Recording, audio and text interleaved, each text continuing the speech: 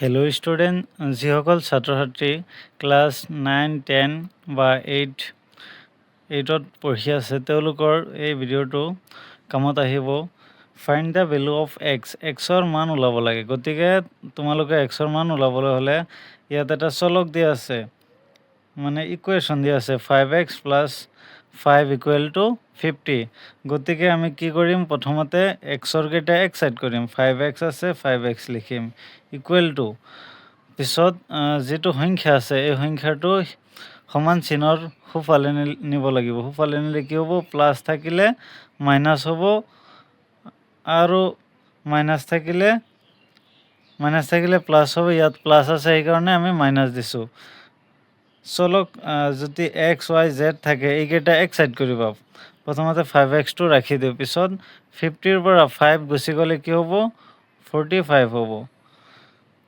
পিছত যিটো মান ওলাব লাগে আমি সেইটো ৰাখি দিম, এক্সটো ৰাখি দিম। ঠিক আছে, এক্সখন ৰাখি দিলোঁ।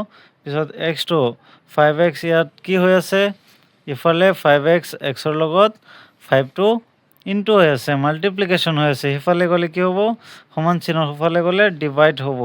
45 ওপৰত হ'ব আৰু তলত 5 হ'ব। গতিকে 5 দি কাটাকাটি কৰিলে 5 45ত কেইবাৰ যাব, 5 45ত 9 বাৰ যাব।